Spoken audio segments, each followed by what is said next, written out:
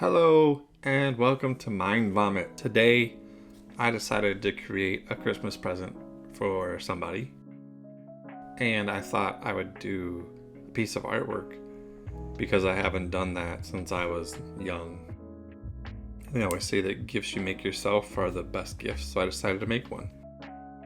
So I decided the person likes raccoons and they like Rocket from Guardians of the Galaxy. And sometimes people say I'm kind of similar to Rocket from Guardians of the Galaxy. So I decided to whip up my wife's oil pastels again, with her permission, and start working on Rocket from Guardians of the Galaxy. And here I'm using the Crayola oil pastels, and I'm not sure where this is going, and I'm not sure if I even like it. And I always question myself on this, so I just stopped.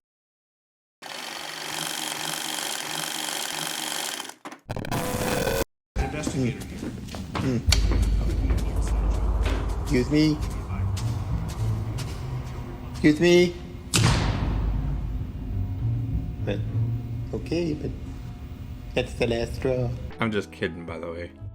I continued on, because one thing I did learn about oil pastels is even if it doesn't look good right off the bat with your first layers when you're putting down like the Crayola oil pastels, if you keep working it and keep trying, it could turn out better. And that's what I did.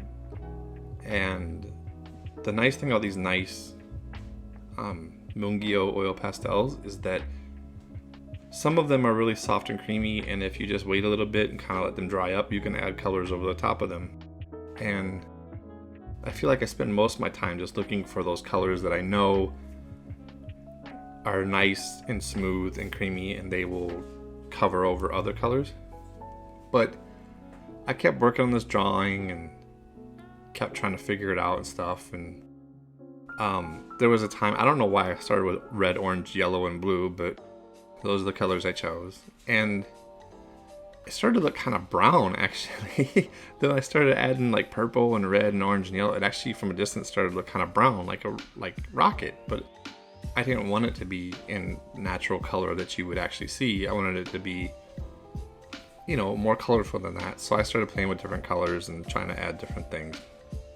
But here I'm just laying down the basic colors, and I should have thought about, at the end you'll see that I kind of scratch off some of the oil pastels with a screwdriver. Oh, here I'm using black. I will tell you this, in most artwork I don't like to use black, because black really doesn't exist in nature.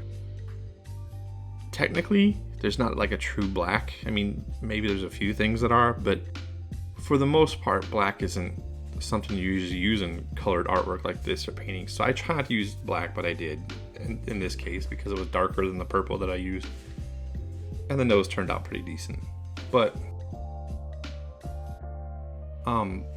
what I was saying is that I later on in the video I scratch off with a screwdriver some of the oil pastels to create hair, and I should have been thinking about the colors underneath when I scratch it off, so that some of the lighter colors would show through as like hair strands and stuff, but I didn't, so I'll have to think about that a little more next time.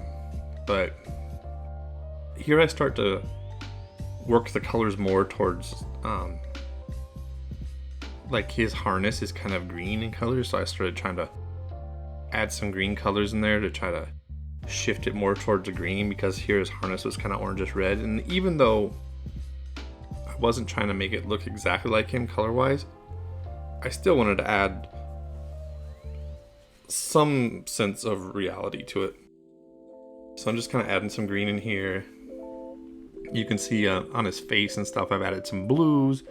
I've added a little bit of that green again, that kind of a minty, what would that, like a real light mint green. That oil pastel right there, that light mint green, works so well. It like covers everything, and it's super soft, so like if you have to cover up dark colors, that thing works so well, and it actually looks pretty good. And here I'm just kind of adding in the random hairs and things, and he kind of had this furry glow around the edge of his head and his ears, so I was trying to emulate that.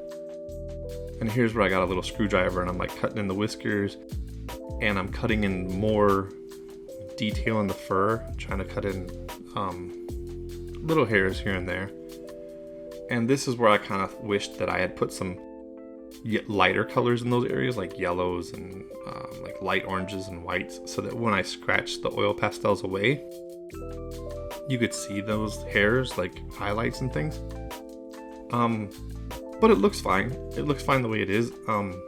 It still shows color underneath, and it stands out when you're looking at it face to face. Like, it looks really amazing.